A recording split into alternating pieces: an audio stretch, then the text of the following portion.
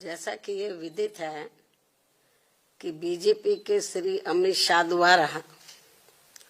संसद में भारतीय संविधान के मूल निर्माता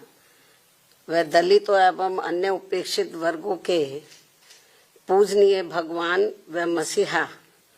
परम पूज्य बाबा साहब डॉक्टर भीमराव अम्बेडकर के बारे में जिन शब्दों का इस्तेमाल किया गया है तो उससे बाबा साहब की गरिमा व अस्तित्व को काफी ठेस पहुंची है। इससे एक प्रकार से उनका अपमान हुआ है, ऐसा हमारी पार्टी का ये मानना है, जिससे अब पूरे देश में इनके अनुयायियों में जबरदस्त गुस्सा व आक्रोश व्याप्त है और ये इनके कहे गए शब्द इनको जल्दी ही वापस ले लेने चाहिए तथा इसके लिए इनको पश्चाताप भी जरूर करना चाहिए, तो ये बेहतर होगा। वरना इनके अनुयायी इस घटना को कभी भी भुला नहीं पाएंगे तथा ना ही इनको कभी माफ कर पाएंगे। जिस प्रकार से बाबा साहब के प्रति कांग्रेस पार्टी के असंख्य रहे गलत कारनामों को इनके अनुयायी अभी तक भी भुला नहीं पाए हैं और ना ही ये कभी कांग्रेस पार्टी को माफ करने वाले हैं, चाहे ये अपने कितने रंग ढंग व चाल आदि भी क्यों ना बदल लें। इतना ही नहीं बल्कि कांग्रेस पार्टी ने बाबा साहब के देहांत के बाद तो इनके नाम को व संविधान निर्माण में रहे इनके अहम योगदान को भी इतिहास के पन्नों से मिटाने की भी पूरी कोशिश की है। हालांकि अपने इस मकसद में ये पार्टी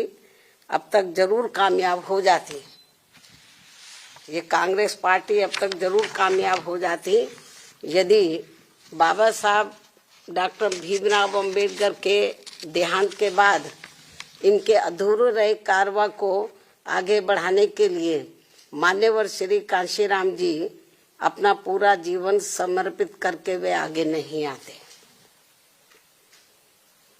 जिसको मंजिल तक पहुंचाने के लिए मुझे भी अपनी पूरी जिंदगी समर्पित करनी पड़ी है।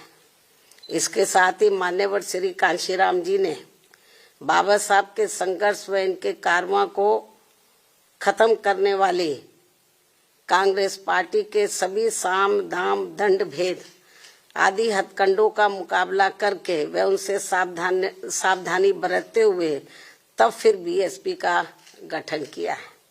जिससे अब कांग्रेस बीजेपी व अन्य सभी जातिवादी एवं संकीर्ण मानसिकता रखने वाली पार्टियां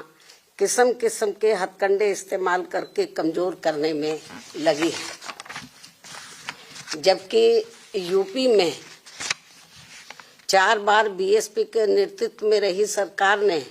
जिस प्रकार से यूपी की राजधानी लखनऊ में व दिल्ली के नजदीक नोएडा में भी बाबा साहब डॉक्टर भीमराव अम्बेडकर के सम्मान में अनेकों भव्य व ऐतिहासिक स्मारक संग्रहालय व स्थल आदि बनाए हैं, साथ ही इनके नाम पर यहाँ अनेकों जनहित की योजनाएं शुरू की गई हैं, नए जिलों के नाम आदि भी रखे गए हैं, जिनमें से बाद में काफी कुछ को समाजवादी पार्टी की सरकार ने बदल भी दिया है, जो इस पार्टी की बाबा साहब के प्रति इनकी नफरत को भी दर्शाता है,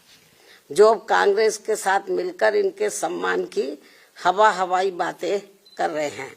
इसी प्रकार इन वर्गों से जुड़े अन्य संतों गुरुओं व महापुरुषों आदि को भी पूरा आदर सम्मान दिया गया है,